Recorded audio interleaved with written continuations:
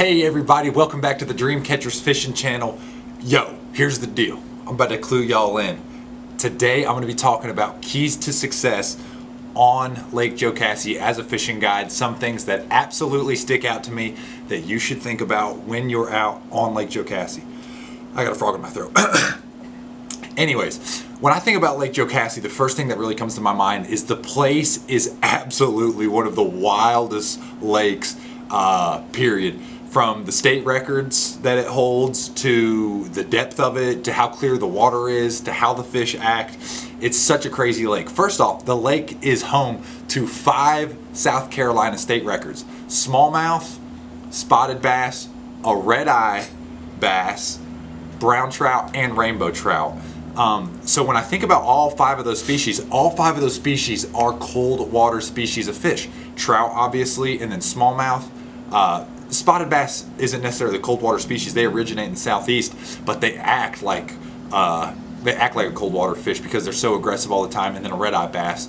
But the place has flippin' giants. I mean, just big bass. And I don't know why it produces them, honestly. There's a ton of bait in the lake. Threadfin shad, lots and lots of blueback herring.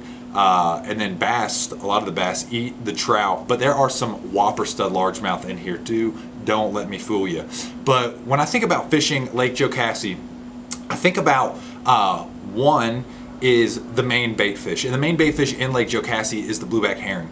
So the blueback herring, they live offshore. They're very much current oriented bait fish, but offshore pelagic bait fish. And what I mean by that is they really fluctuate Jocassee a ton because it's in a string of lakes that include Lake Kiwi, Lake Hartwell, Russell, Clarks Hill, and then even above Lake Jocassee you have Bad Creek.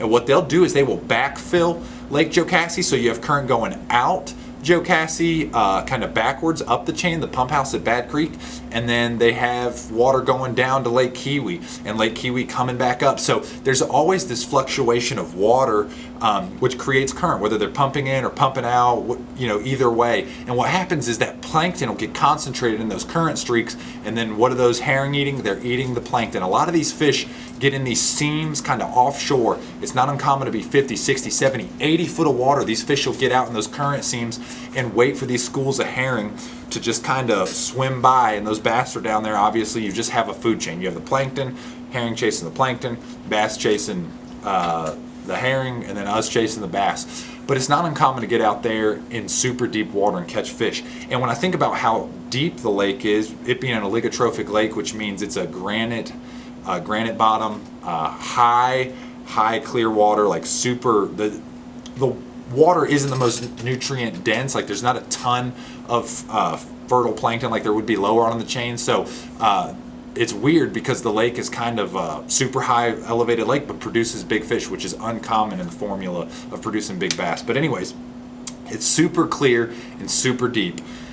Light line. I can't tell you how many times I've got a size down to 6, 7, 8 pound test on finesse fishing equipment just to get those fish to bite. And then a lot of times if I'm not throwing light line, I'm throwing big baits. I'm trying to imitate those schools with an A-rig, or I'm trying to throw big trout swim baits to imitate a trout, whatever. And you can go to bigger line because the hope is obviously fish are focusing more on the schools of bait fish through the A-rig, or the bait or the main bait fish, a herring or a trout, that they're not very line sensitive. They're just focusing on the bait, and they strike either the A-rigs, whatever bait you're throwing, even top waters in the summertime. But anyways, when I think about fishing Lake Jocassee, I think about a lot of point fishing and offshore, finding bait fish. You do this using your electronics, you do this looking at birds, watching birds, just kind of a plethora of ways to do it. But the best thing I could tell you is book a trip. The lake is awesome. Been guiding out there for almost a decade. A lot of big bass. Absolutely love the lake. We've been on a great bite there. I don't know when you're watching this. You could be watching this in the middle of summer. I promise that we're catching them. Fall, we're catching them. Love the wintertime bite, springtime. It's all great. We catch a lot of big bass at Lake Jocassee. But give us a call, 828-354-0250, or you can visit us at dreamcatcherguides.com or dreamcatchersfishing.com. All of those avenues will get you to us to get you on the water. So it's one of my favorite lakes. Man, every time I go there, I'm like, man, today someone could truly bust a giant bass.